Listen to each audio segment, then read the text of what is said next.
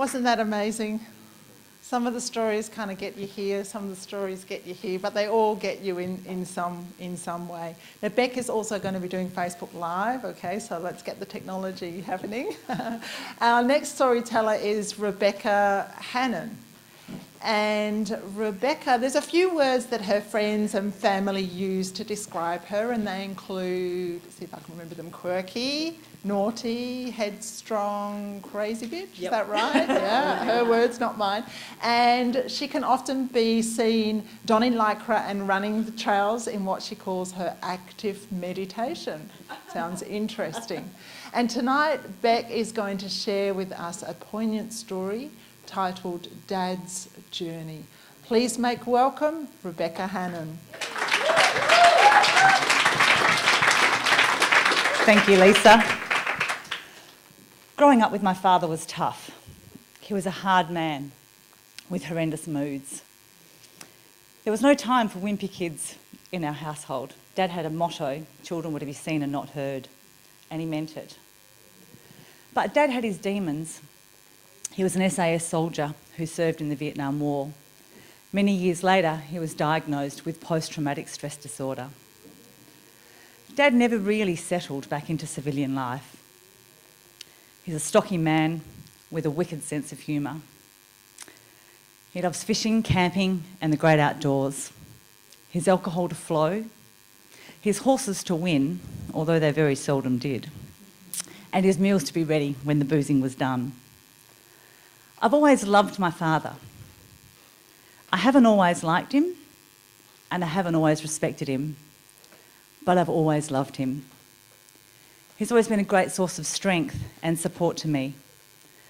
I was in a swimming carnival one year, and Dad wasn't there when the race started, and I was swimming as hard as I could, and then this booming voice cracked through the muffled sounds of the water. "Move, Rebecca!" I moved all right. That year I won the race and beat my swimming rival, who always pipped me at the post. I was on a camping trip with my dad one year, and I noticed something wasn't quite right. He spent hours pitching this tent, and then out of sheer frustration, he broke down crying. And I was standing there and just thinking, what the? He didn't cry in our family. Dad also started to lose his sense of direction and got a little bit confused. Eventually, a vague diagnosis came about, that Dad had an Alzheimer's type dementia that was probably caused through the alcohol. He was advised that if he stopped drinking, the dementia wouldn't get any worse. The dementia did get worse, and eventually Dad gave up drinking. He used to joke and say that he'd rather forget his drink than drop his drink. The irony was he dropped his drink. He forgot his drink. Things progressed into what I titled the hilariously sad stage. If you didn't laugh, you'd cry. Dad had come out of Mum and Dad's bedroom in layers and layers of clothing that weren't his. Seeing your incredibly masculine father dressed in your mother's clothing was pretty hard not to laugh at. Dad was also heavily medicated.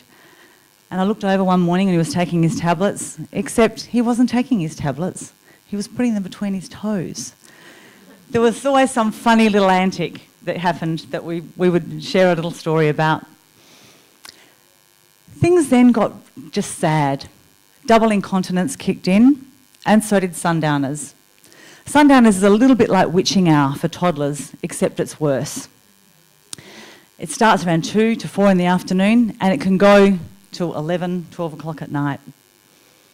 Dad gets confused, disorientated, agitated, tempers get frayed, things get broken, and Dad just gets out of control. Things really started to hit a peak.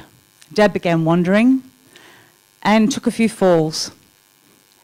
He also started to become a little bit aggressive, and my mum was challenged with the increasing demands of taking care of him. So my sister and I took Dad into care. That was awful. It became an adjusting stage for all of us. Dad spent 8 weeks in transitional care. For the first 2 weeks, he had high security guards watching him 24/7.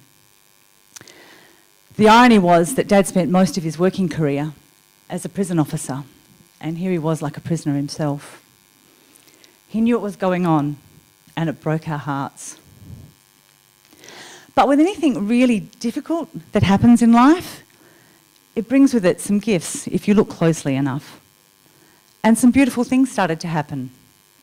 We started to take Dad to stunning locations and reconnect as a family, something we hadn't done in years. I started to watch my parents' relationship blossom. There's a tenderness between them that wasn't there before. And as dementia has stripped away the layers of my father's life, I've gained a much deeper understanding of him. I've seen the 12-year-old boy whose mother's died, and he just wants somebody to love him and to feel safe and secure. I've seen the frightened and anxious soldier who just wants to make sure that everybody else is safe and secure. I've seen the husband and the father full of regret. And I've seen the beautiful, gentle, humorous soul that's been trapped underneath all the layers and layers of trauma. I now understand that people are more than their behaviour. Behind every difficult person is just another human being in pain. And that we can't create new memories for my dad, but we can create moments that he enjoys that we'll remember. And I'd like to just leave you with a few messages of my journey with my dad. To wholeheartedly love, we must learn to accept. To forgive, we must understand and let go. And to enjoy precious moments with our loved ones, we must step out from behind our busyness and our devices and be completely present with them. Thank you.